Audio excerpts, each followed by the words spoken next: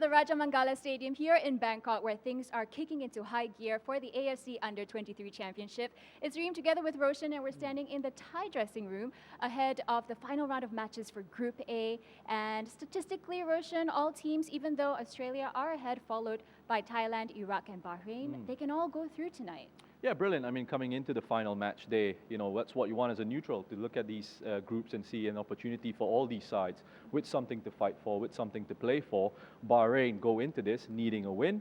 Australia just need a point for them to go through into the next round.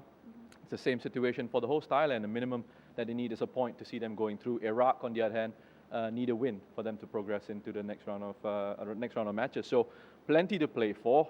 Exciting times in the competition. Match day 3 in Group A. Still all up for grabs. Right, and both matches will kick off at 8:15 p.m. local time. The one that we're focusing on, that we're here today at the Raja Mangala Stadium, is of course Thailand versus Iraq. And the host nation started off really well against Bahrain, and then fitness was of course a concern against Australia. Is that something that Nishino will sort of, be aware of going into this game? Yeah, of course. I think recovery and conditioning is always important when you come into decentralized competitions where there's not much time between matches. And we saw with Australia the ability to make 6-7 changes to the starting lineup, bring in fresh legs. And initially it affected their rhythm in that first half. But in the second half, they finished off stronger, and that's when they were able to really dominate Thailand, as Thailand started to get a little bit fatigued, a little bit tired. There were a couple of issues with the injuries to Supachai and Supanat in there, facing a fitness test, in training coming into this one. So the issue with Thailand is trying to just regenerate themselves coming into this and develop that conditioning to come into this game strong. Now, what's interesting for me with Thailand is they actually look at their best in the first halves of matches, where they go out and press up high against teams, where they're very aggressive, where the movement in those attacking positions is very fluid. But they start to get a little bit fatigued a little bit later on. So it's going to be interesting for me to see how they approach this game, because they just need a draw in this one. Do they decide that they're going to try and conserve energy a little bit by sitting back and inviting pressure from Iraq and then looking to hit in a counter-attack? I don't know if that's really the best game plan for Thailand, but we'll have to see what that approach is. So I'm fascinated to find out how it goes, because Iraq are the side that have to go out here, have to open up, have to take all the risk, and Thailand can wait for opportunities to strike. Speaking of Iraq, though, what are some of the threats that you foresee that they could take away the quarterfinals away from the host nation? Well, Iraq are a side who always have quality, always have that physicality and that fight with them. We've seen the performance in their first game against Australia. We've seen a couple of different aspects to their game. Against Australia, they were happy to play without much possession, happy to play on the counter-attack, but that fighting spirit and the ability to bring players on from off the bench to change the game for them. Mohammad Qasim, for example, has come on and made a huge impact for them in both those matches, in the game against Australia and then in the game against Bahrain, scoring that very late equalizer.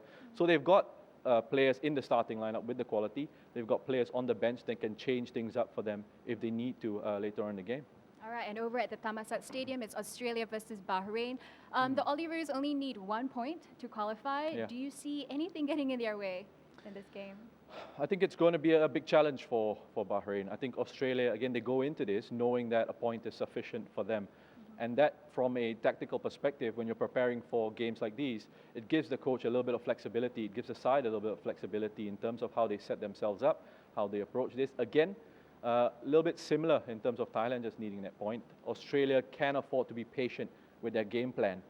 Now again, Australia are a side that like to impose themselves on opposition sides, like to push up and press up high. I expect they'll be doing the same against Bahrain in this game, and then looking to mop up those longer balls when Bahrain do try and play those longer balls to bypass Australia's high pressing. So again, tactically, this is set up perfectly for Australia to get a result out of, because again, Bahrain are the side that are going to have to take all the risk. They need a win. It would help if they could score a few goals as well along the way, but we know what it is for Bahrain and Iraq tonight. They have to win their matches. Australia and Thailand have a little bit of room to play with. And Bahrain, though, have gotten progressively better. I mean, we saw them in the opening game. They lost 5-0, and then with Iraq, they did take the lead before Iraq came back to level things up. So they could spring a surprise tonight.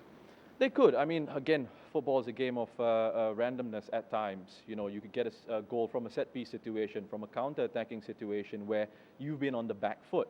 I think back to Australia against Thailand. Again, an example of Thailand being the much better side in the first half, but Australia, had players, Piscopo especially, produce the moment of quality to get themselves back into the game. And again, that changes the complexion of the match. So, Bahrain will look at these situations and think, yeah, look, we've been in situations like that before where we've been under the cosh, we've been under pressure, but we've been able to pull out the results. And again, that's football for you. If they take the opportunities, they keep it tight at the back and try and repel Australia as best as they can, I'm sure they have the quality in there to spring a surprise.